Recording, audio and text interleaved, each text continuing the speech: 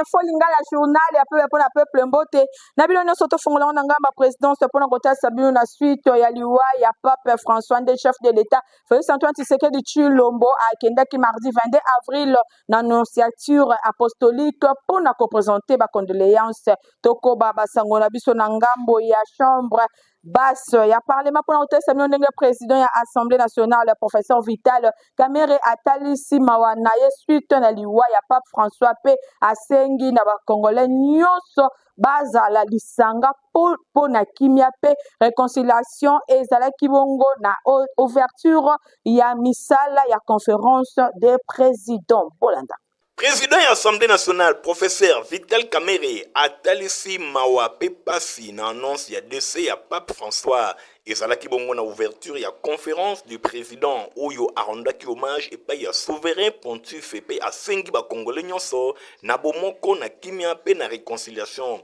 avant qu'entamer misala ya conférence du président Oyo salimaki lundi 21 avril 2025 na palais du peuple. Président ya chambre basse ya parlement professeur Vital Kamerhe asengaki na ba participants nyonso ba observer une minute de silence na mémoire ya pape François Oyo akufaki le même jour na Rome. Boye atalisi keza na pasi makasi bango bazwi nouvelle oyo ezali kaka te en tant que chrétien catholique mais lisusu en tant que mutu kaka pape François azalaki mutu ya kondima mutu ya kimia pe mutu ya bolingo makasi oyo na tina na ye esengeli ba prière na ye esisitaki espoir makasi parmi ba peuple ndenge Vital Kamerhe atalisaki. Président ya Assemblée nationale a rappelé que ba multiple engagement ya pape François pour na kimia na mokili mobimba particulièrement na République démocratique du Congo atikaki te kosala ba prière pe ba message boye na période pascal oyo pour na Vital Kamerhe asengi na ba congolais nyonso balanda exemple ya mowei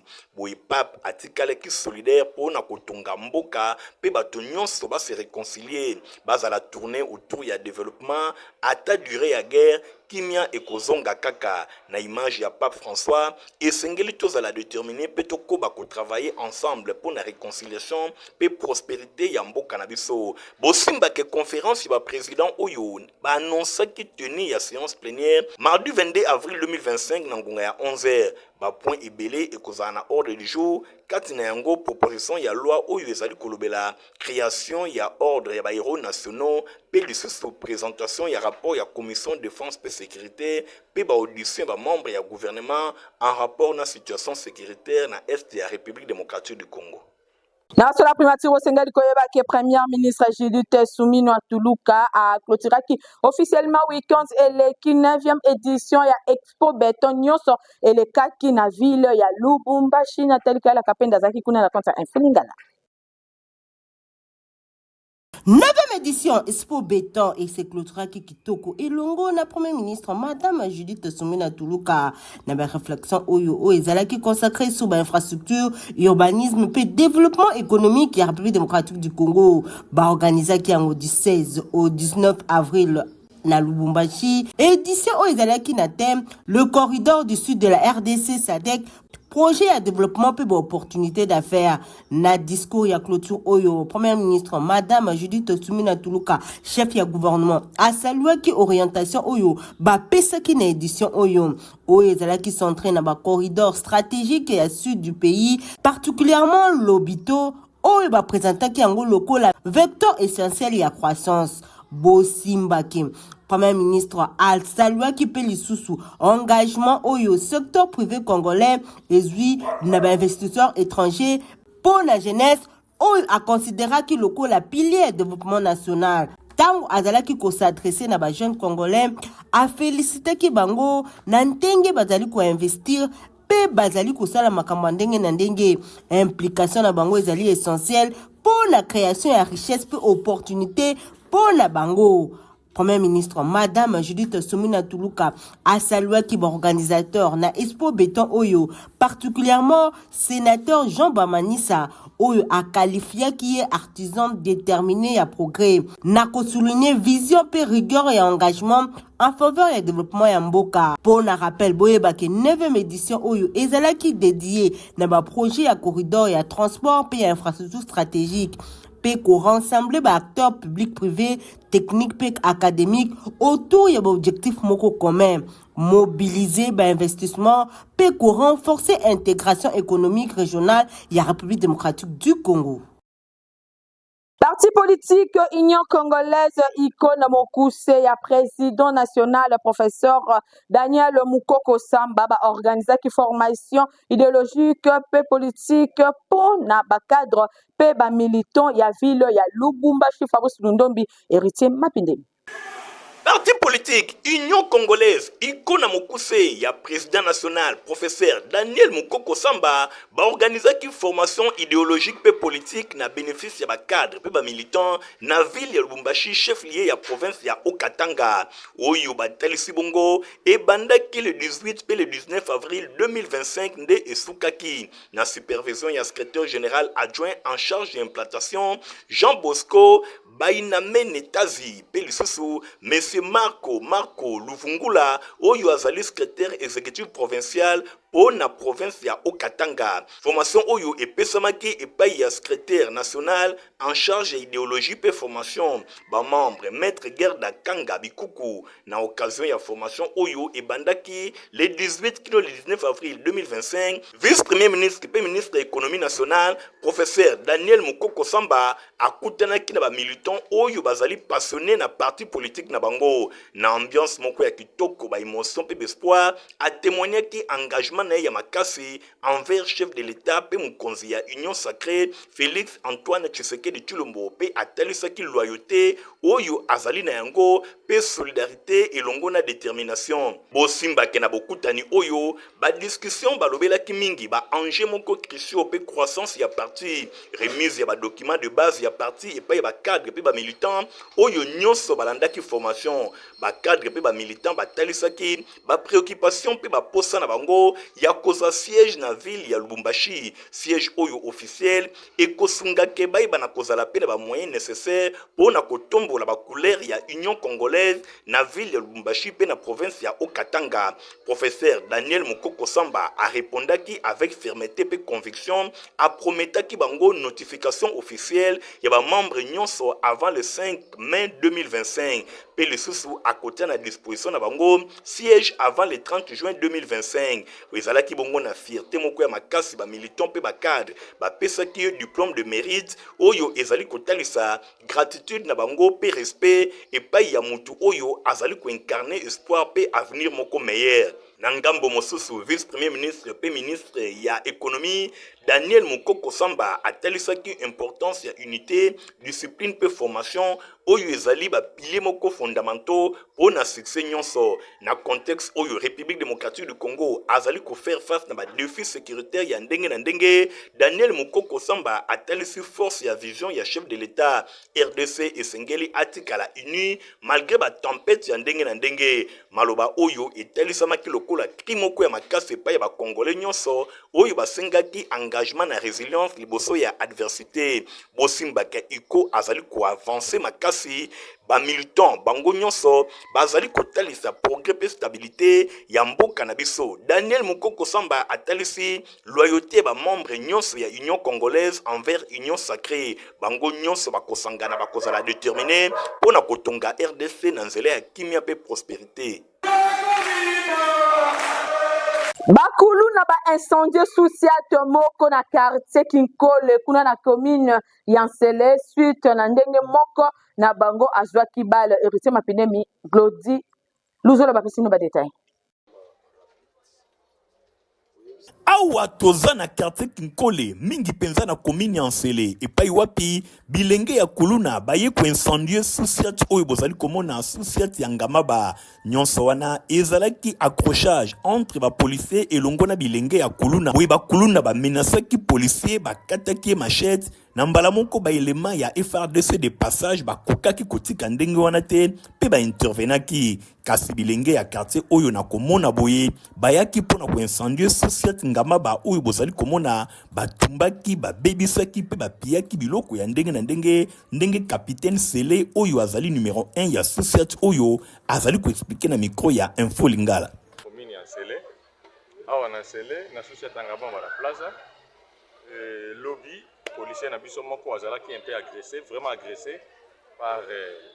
des colonnes avec des armes blanches. Bakati et les Boumou, Basoda Moussousa FRDC, Bazala qui de passage, Bamoni que policier a cause de la menacer Boété. Juste après l'église, après Messi Pascal, il y a pas. Bakati et les Boumou, Basoda Wana, Babeti Massa Sezi, Ndeko Moninga Moko na feste. Vous évitez Bakenda qui est dans l'hôpital, ou en état de mais à mon grand étonnement, ça n'a pas si comment on a baninga na iba kulu na baye mbangu tina bureau na ba essence, au bois essence, au pelisa moto,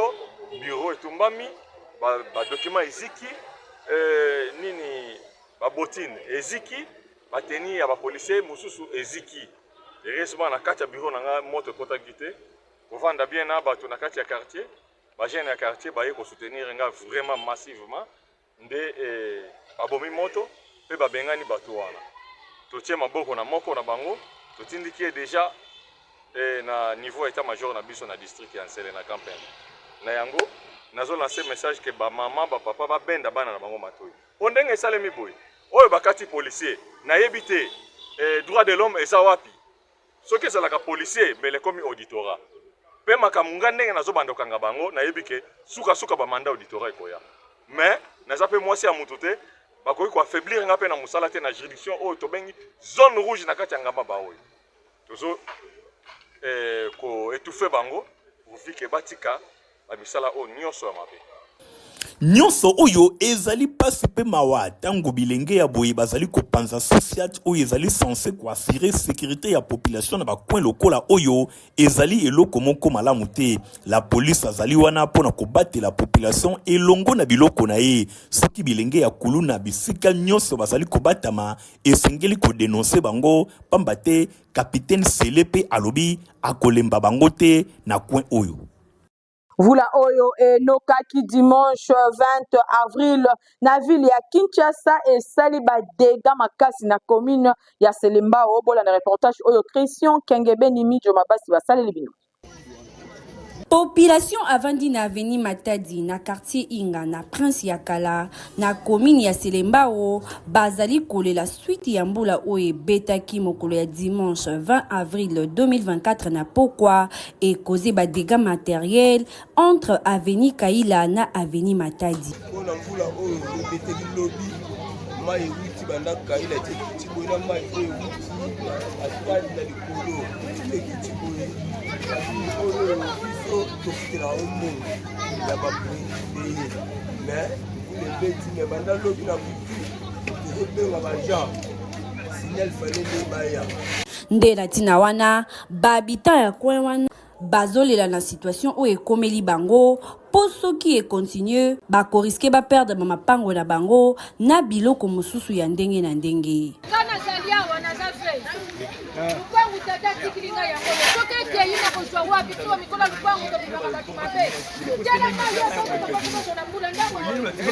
Lokola ezalaki na lire vive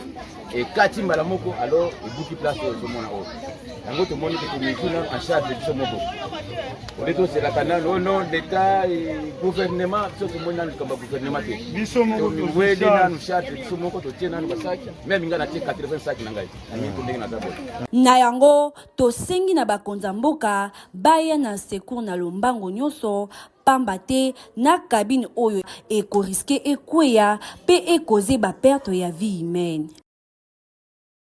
Ba reporter ya info lingala journal peuple pour la peuple ba beteki tour na quartier Bikanga kuna la commune ya Kisanso kuna pe population bazana esengo makasi komona komela mai kitoko oya ba forage basaleli bango epa ya honorable Laurent Mbungu etema bine miladinando. Bamvula oyo enokaki weekend eleki na ville ya Kinshasa e provokaki ba inondation e soki kaka wana te pasi ya ndenge na ndenge e komelaki population kati na yango kozanga mai pamba te ba installation ya régie des eaux e bebaki bosimba ke parmi bato ya mitema malamu na ville ya Kinshasa pe na RDC e sengeli kotangaka honorable Laurent Mbungu mfumwa banga moyo ye kutubolamu eleka balobelaka yango lisusu te awa tozali esika azali kotonga complexe scolaire Mama Pemba ya sika na avenue Mwanga na quartier de la Paix na commune ya Kisenso atiki ba forage na ye ya ofele na disposition ya population ya Banga Moyo ya katoka ya ofele sala 20 tours 10 tours pourvu kaka bozala na mai na ndako na bino bana nyonso ya commune ya Kisenso bazali koleka kuna pona kotoka ba mai na bango